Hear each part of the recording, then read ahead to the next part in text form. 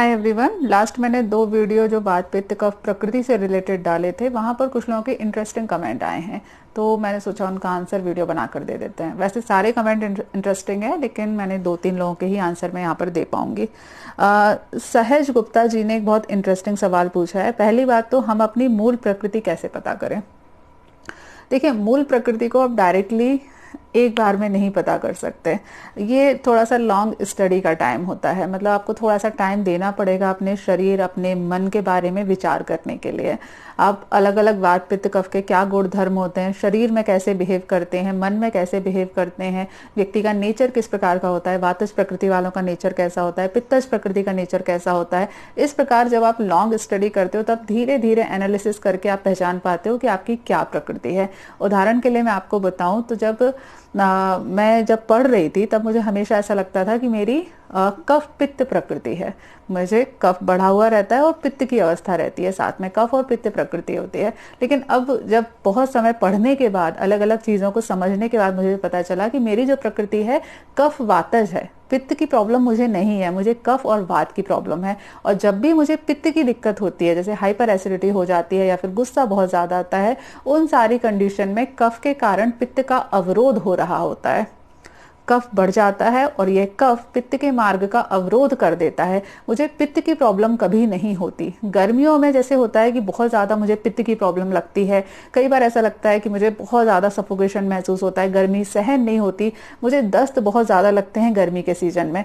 ये सब सोचकर मुझे ऐसा लगता था कि मेरे शरीर में पित्त बढ़ा हुआ है। लेकिन जब लंबे समय तक स्टडी करी अपने ऊपर आयुर्वेदिक शास्त्र की, तो मुझे समझ में आया कि मेरा पित्त बढ़ा हुआ नहीं है। गर्मी के कारण मेरा कफ है जो पिघल जाता है और पिघल के मुझे वो सारी बीमारियों को पैदा करता है। कफ पिघलता है, इसलिए मुझे स्वेटिंग बहुत ज्यादा होती है, इस वजह से मुझे दस्त बहुत ज्यादा लगने लगते हैं और इस वजह से मुझे घबराहट बहुत ज्यादा होती है, क्योंकि नेचुरल अवस्था में मेरा जो कफ है वह ठोस अवस्था में रहना चाहिए था। गर्मी के प्रभाव के कारण वह पिघल रहा है और जो मेरी मूल प्रकृति से कम हो रहा है, इसलिए मुझे सफोकेशन महसूस हो रही है। ये मुझे 8-9 साल की स्टडी करने के बाद तब समझ में आया। अब जाके मुझे समझ में आया कि मेरी कफ और वातज प्रकृति है, पित्त की प्रॉब्लम मुझे नहीं है। तो मूल प्रकृति को आप 1-2 बार में नहीं समझ सकते, लंबे समय तक आपको स्टडी करनी पड़ती है। इसलिए आप मेरे पुराने वीडियोस देखिए, और केवल मेरे नहीं, जो भी आपको आयुर्वेद के बारे में कुछ सिखाता है वो वीडियोस देखिए, उनको समझने का प्रयास करिए। डायरेक्टली आंसर मत ढूंढिए कि बस हमने ये कर दिया तो हमें पता चल गया कि हमारी वात और पित्त प्रकृति है या वात और कफ प्रकृति है। ऐसा नहीं होता, ठीक है। तो फर्स्ट थिंग, थोड़ा सा, इसीलिए इस चैनल का नाम मैंने लर्निंग आयुर्वेद रखा है, जिससे कि आप आयुर्वेद के बारे में पढ़ सकें, सीख सकें। हाँ, इसके बाद इनका आगे सवाल था। इनका सवाल बहुत सारी चीज़ों को एक साथ करता है, इसलिए मैंने इन्हीं को लिया है। इन्होंने ये लिखा है कि ऐसा भी कहा जाता है कि ऋतु के बदलने पर, उम्र के साथ दिन में अलग अलग अवस्था पर दोष प्रबल रहते हैं, जैसे बचपन में कफ, युवा अवस्था में पित्त, वृद्धावस्था में वात। बिल्कुल सही बात है। हमारे शरीर में वात पित्त कफ कंटिन्यूअसली चेंज होते रहते हैं, लेकिन मूल प्रकृति कभी चेंज नहीं होती। आपकी जो मूल प्रकृति है वह हमेशा वही अवस्था में रहेगी। वो अगर जरा सी भी डेविएट होती है तो आपको बहुत सीवियर डिसऑर्डर होते हैं। जो बड़ी बड़ी बीमारियां होती है ना, जैसे कैंसर है किसी को, या लिवर फेलियर हो गया, किडनी फेलियर हो गया, उसमें वात पित्त कफ बहुत ज्यादा डेविएट रहते हैं और जो मूल प्रकृति रहती है वो बहुत ज्यादा बिगड़ जाती है। ऐसी जो क्रोनिक डिसऑर्डर होते हैं उन सभी में मूल प्रकृति के डिसऑर्डर होते हैं। और जो छोटी मोटी बीमारियां होती है ना, बुखार आ गया, दस्त लग गए, सिर में दर्द हो गया, माइग्रेन हो गया, इवन ब्लड प्रेशर वगैरह भी, क्योंकि ब्लड प्रेशर, डायबिटीज आयुर्वेद के हिसाब से बहुत बड़े डिसऑर्डर नहीं है, लेकिन हाँ वो लाइफ स्टाइल डिसऑर्डर है। तो ऐसी जो बीमारियां होती है ना, वो वात पित्त कफ की नॉर्मल कंडीशन बिगड़ने के कारण होती है। ये बेसिक अंतर बोल सकते हैं। आपने जो बोला कि अलग अलग कंडीशन के हिसाब से, बिल्कुल सही बात है। हमारे शरीर में हमारा जो ऊपर का हिस्सा है, यहाँ पर कफ ज्यादा डोमिनेंट रहता है। हमारा जो बीच का हिस्सा है, छाती से लेकर आप इसको नाभि के नीचे तक का हिस्सा बोल सकते हैं, जांघों तक का हिस्सा बोल सकते हैं, जेनाइटल ऑर्गन तक का हिस्सा बोल सकते हैं। यहाँ पर पित्त ज्यादा बढ़ा हुआ रहता है और नाभि के नीचे का जो हिस्सा है, जेनाइटल ऑर्गन से नीचे का जो हिस्सा है, वहां पर आपका वायु ज्यादा बढ़ी रहती है, वात बढ़ी रहती है। ऋतुओं के हिसाब से चेंज आता है। है ना। अलग अलग ऋतुओं में वात पित्त कफ की प्रकोप अवस्था, संचयावस्था और शमन अवस्था आती रहती है, वो एक चेंज होता है। आयु के अनुसार डेफिनेटली चेंज आता है, दिन के हिसाब से अलग अलग चेंज आते हैं, ये बिल्कुल सही बात है। जैसे अगर मैं दिन की बात करूं तो हमारे दिन में जब दिन स्टार्ट हो रहा रहता है तो उस टाइम पर आपके शरीर में कफ बढ़ा हुआ रहेगा, फिर पित्त बढ़ा हुआ रहेगा दोपहर में, उसके बाद वात बढ़ी हुई रहेगी। ये उल्टे क्रम में ऐसा चलता है, ऐसे ही रात को ही रहता है, ठीक है। तो ये अलग अलग स्थिति के अनुसार अलग अलग जो भी आपकी दोषावस्था है उसके अनुसार से वात पित्त कफ डेविएट होते रहते हैं, लेकिन मूल प्रकृति आपकी चेंज नहीं होती। केवल जो क्रोनिक डिसऑर्डर है, जब बिल्कुल लास्ट कंडीशन आप बोल सकते हैं, तब उसमें हमेशा ही मूल प्रकृति चेंज मिलती है। और वही डिसऑर्डर ऐसे होते हैं जो बहुत क्रोनिक होते हैं, बहुत ज्यादा आपको प्रॉब्लम क्रिएट करते हैं। एग्जांपल मैंने दे दिया, कैंसर हो गया, लिवर फेलियर हो गया, हार्ट ने काम करना बंद कर दिया है, सीवियर कुछ भी आप मान सकते हैं। जो भी क्रोनिक डिसऑर्डर हैं वो सारे के सारे मूल प्रकृति के कारण होते हैं। इसके बाद इन्हीं का और आगे सवाल है, मैं एक्चुअली बात करती हूँ तो मेरी सांस फूल जाती है, मैं इतनी जोश में आ जाती हूँ ना, मैं जल्दी जल्दी बात करने लगती हूँ। मैं जब भी अपनी वीडियोस देखती हूँ ना, मैं अपने आप को रिमाइंड कराती हूँ कि अगली बार मैं थोड़ा सा आराम से बात करूंगी, लेकिन फिर मुझे जोश आ जाता है, मैं तेज बोलने लगती हूँ। ओके, इन्होंने आगे लिखा है, तो फिर हमारी मूल प्रकृति के हिसाब से आहार लें, ऋतु के हिसाब से या उम्र के हिसाब से।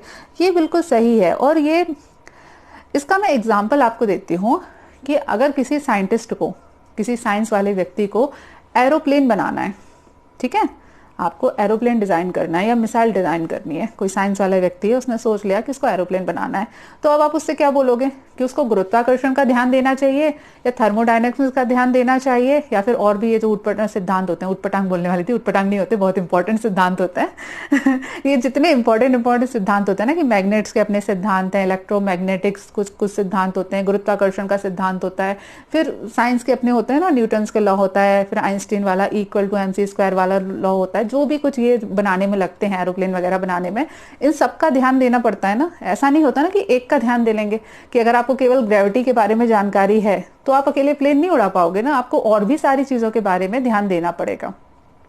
ऐसे ही शरीर के साथ होता है। आप सोचो कि हम केवल मूल प्रकृति का ध्यान रखेंगे लेकिन ऋतु का ध्यान नहीं रखेंगे, तो फिर आपकी कफ की है, ठीक है, बीमारी भी हो गई आपको कफ वाली कोई, अब आप बोलो कि हम केवल मूल प्रकृति का ध्यान रखेंगे, आपकी रोग का ध्यान नहीं रखेंगे, तो भी दिक्कत हो जाएगी, है ना। तो इस हिसाब से आपको सारी चीजों को ध्यान रखते हुए अपनी लाइफ स्टाइल को बनाना पड़ता है। केवल एक ही चीज के बारे में सोचकर आप अपनी लाइफ स्टाइल नहीं डिसाइड कर सकते। सारे कॉन्सेप्ट हैं, उनके बारे में थोड़ी थोड़ी अवेयरनेस होना जरूरी है।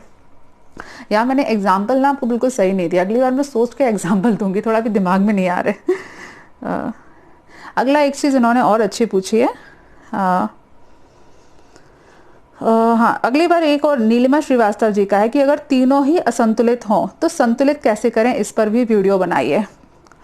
इसके लिए इस पर्टिकुलर चीज का अगर किसी को आंसर चाहिए हो कि तीनों ही असंतुलित हों, तब आपको रोग की उत्पत्ति का क्रम वाला जो मैंने वीडियो बनाया था कि रोग होते क्यों हैं, उसके बारे में आपको ध्यान रखना पड़ेगा। वात पित्त कफ तीनों ही असंतुलित क्यों हो रहे हैं, उसके कारण को देखना पड़ेगा। हमारे शरीर में सबसे इंपॉर्टेंट है वात पित्त कफ, ठीक है, लेकिन वात पित्त कफ के ऊपर एक और बॉस है, वो होता है सत्व रज और तम, ये मानसिक दोष, ये इनके बॉस होते हैं। और इन तीनों के ऊपर भी काम करता है मन। मन सबका बॉस होता है। हमारे शरीर में अगर हम आयुर्वेद के सिद्धांत के हिसाब से बात करें तो सबसे ज्यादा ताकतवर है आत्मा, क्योंकि ऑब्वियसली ये आध्यात्मिक वाला भी साइंस है, मतलब आयुर्वेद में आत्मा के कॉन्सेप्ट को माना जाता है। तो सबसे इंपॉर्टेंट चीज हो गई आत्मा। आत्मा के बाद दूसरे नंबर का आता है मन, और मन के बाद सत्व रज और तम होते हैं, और उसके बाद होता है वात पित्त कफ। इसके उदाहरण मैं आपको देके बताती हूँ।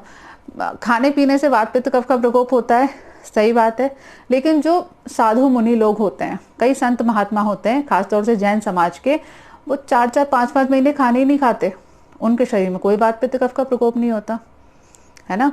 अगर सिर्फ साधु महात्माओं की बात छोड़ो, मान लो कोई आर्मी वाला व्यक्ति है जो बहुत दृढ़ संकल्प है, वो 24 घंटे वहां लड़ाई कर रहा है, फिजिकल एक्टिविटी कर रहा है, कई बार हो सकता है खाना भी नहीं मिल रहा है, और 1000 प्रकार की टेंशन में भी है, टेंशन मतलब वैसी टेंशन जो काम की टेंशन वहां पर होती है उसमें भी है, उसके बावजूद उसके शरीर में वात पित्त कफ तीनों साम्यावस्था में है। तो इसके कहने का मतलब ये है कि आपके शरीर में वात पित्त कफ के ऊपर एक बहुत बड़ा असर पड़ेगा सत्व रज और तम का, और सत्व रज तम के ऊपर आपका असर पड़ेगा मन का। तो यदि आपकी मेंटल कंडीशन ठीक नहीं है तब आपके वात पित्त कफ ज्यादा डिसबैलेंस होते हैं और तभी आपको अलग अलग प्रकार के रोग होते हैं। अदरवाइज नॉर्मल वात पित्त कफ आप सिंपल खाना पीना अच्छे से खाओ, रेगुलर एक्सरसाइज करो, मेडिटेशन करो, थोड़ा सा मेंटल कंडीशन के ऊपर ध्यान दो तो बहुत जल्दी ये साम्य अवस्था में आ जाते हैं। हमारी बॉडी को हील होने में बहुत ज्यादा टाइम नहीं लगता। लोग पता नहीं क्यों इतनी टेंशन लेते हैं। हमारी बॉडी की हीलिंग पावर बहुत अच्छी होती है, लेकिन हम उसे खुद डैमेज करना बंद कर दे तो अक्सर लोग खुद डैमेज करते हैं। खुद डैमेज कैसे करते हैं? अगर मान लो पेट खराब है, अब वो 24 घंटे बोलेंगे मेरा तो पेट खराब है, मेरा तो पेट खराब रहता है, मेरा तो पेट खराब ही रहता है, मेरे को तो खाना पचता ही नहीं है, मेरे को खाना पच ही नहीं रहा, मेरी तो आते ही खराब हो गई है, मेरा तो लिवर ही खराब हो गया है। पूरे दिन वो अपने आप से यही बोलते रहते हैं। अल्टीमेटली अपना पूरे दिमाग का जो ध्यान है वो उनका उसी कंडीशन के ऊपर लगा रहता है।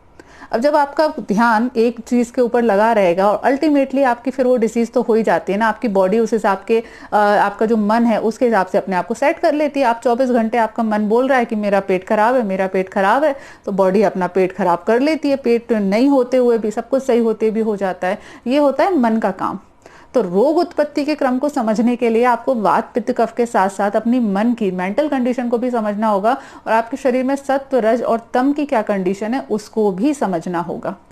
ठीक है, चलिए आज के लिए इस वीडियो में इतना ही। आपको ये वीडियो पसंद आ रहे हो तो प्लीज लाइक का बटन दबाइए, कमेंट करिए, शेयर करिए।